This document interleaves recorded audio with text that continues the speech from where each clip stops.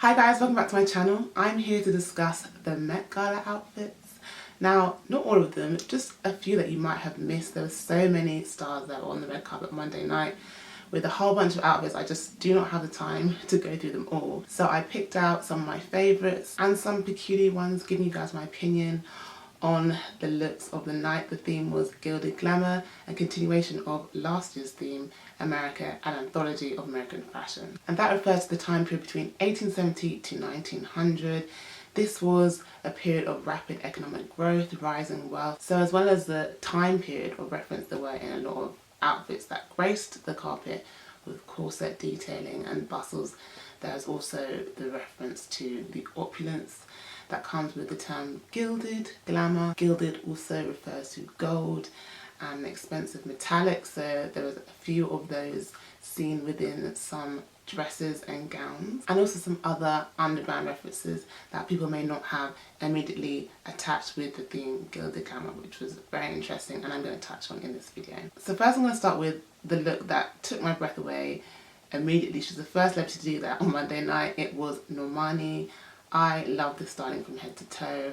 I think it's dramatic, it's modernised from the Gilded Age but still referencing that classic time. She wore a custom design from Christian Siriano and she showed off her goods, she showed off her assets, that washboard stomach to die for, and she had this gigantic hat attached to the side and this kind of cage bustier crop top. I love that. And then she had this skirt, like just mid-rise with a big bubbling hem. I love this look. Normani is stunning in it, and like I said, she's a young woman, so it still kind of plays to that, but it is still has the classic essences. So I just think it's really, really interesting. Then I have to mention probably my favourite model of the moment right now, and she gave me so many reasons why on Monday night. Precious Lee. She showed up wearing a black mesh dress which came all the way down to the gloves, and there was a black corset wrapped over. And what particularly stood out to me about this look was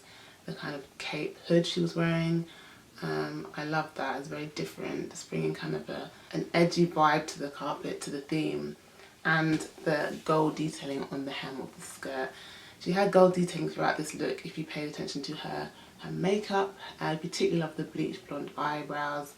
Again, just elevating the whole entire piece together. Then I saw Scissor. Now, at first I admit I wasn't a fan of this look. I just thought it was a bit haywire, a bit too vulgar, the colours, but the more I paid attention to it, I started to really appreciate it. And I love the fact that it's just, I feel like Scissor always stays in her lane when it comes to fashion, music, everything.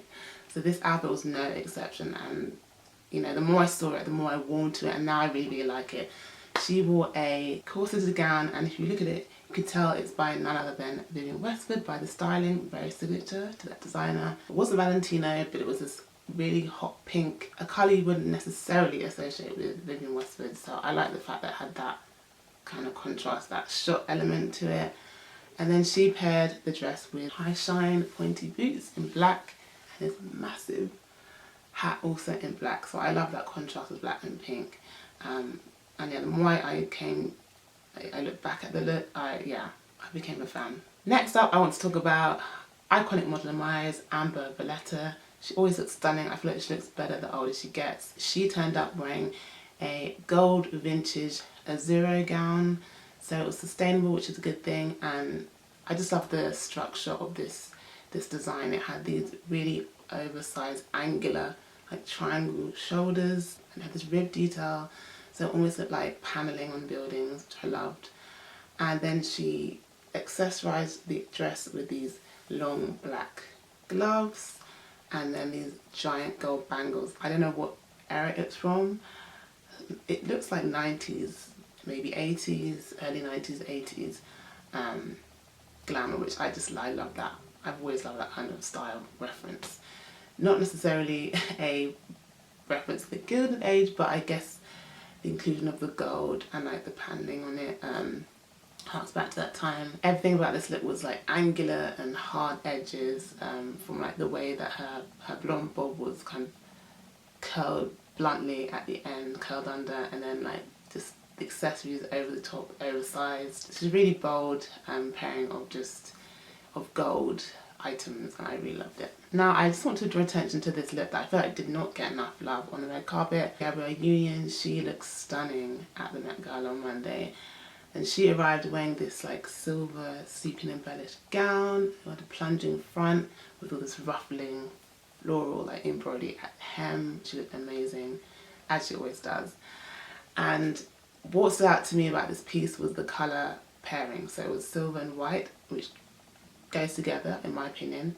And then she had this giant red kind of corsage in the middle, clashing with the design, but in a really beautiful way. She was wearing a dress by Versace, which I did not expect. I did not guess from looking at the dress. It's not something that I would typically have thought would have been a design from the fashion house, but I love that it's gone into a different direction. And what made this piece even more unique was the explanation behind the corsage and the colour. Gabrielle Union said that, you know, with the Gilded Age, while it's referenced as a time period of rising wealth, economic growth,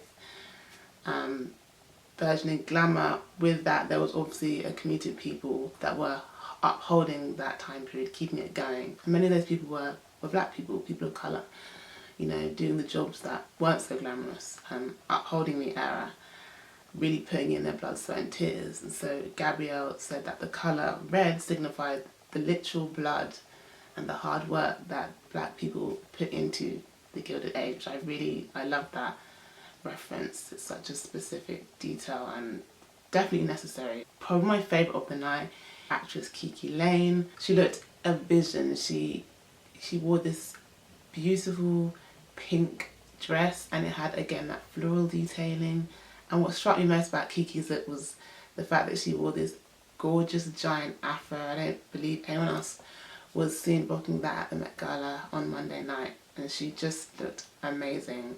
I loved her makeup. She had this kind of pink eyeshadow, but it was like abstract. It had like petal detailing on her eyes to match the flowers in her dress and the colour of the design. And she paired her dress with these contrasting white gloves, and I just think the colours really worked well.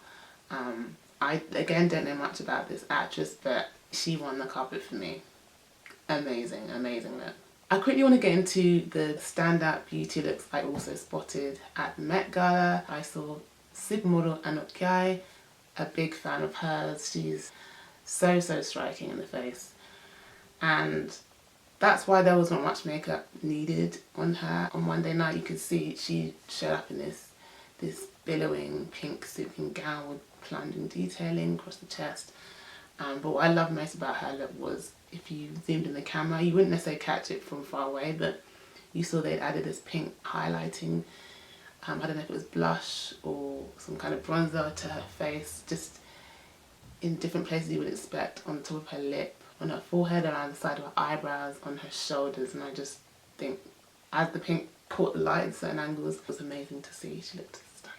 The second beauty look I want to point out was rocked by actress Tessa Thompson. She always has these dynamic, edgy looks on red carpets at events. She's someone who's definitely a fashion forward girl. So she had eyeshadow, which was like a darker berry pink, scaled into her blush, and the blush was kind of put on the side of her face, not just her cheeks. So I just love that kind of bleeding of colour on her face. I want to end by talking about just a couple of the outfits rocked at the after party.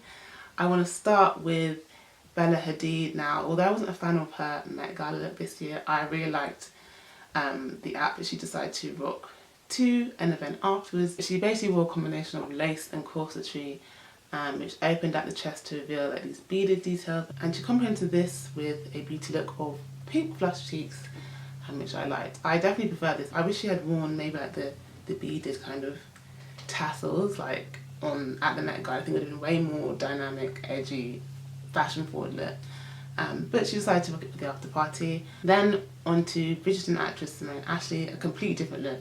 A very different contrasting piece by Moschino. She had this vibrant kind of colour block look, almost like a reference to the 90s, like party wear. And it was like this patchwork leather piece with all these different colours, red, yellow, blue. And I just think it was a really fun, young, vibrant look to put on her. She's a young woman, and it's just, yeah, it's really playful and definitely suitable for an after party.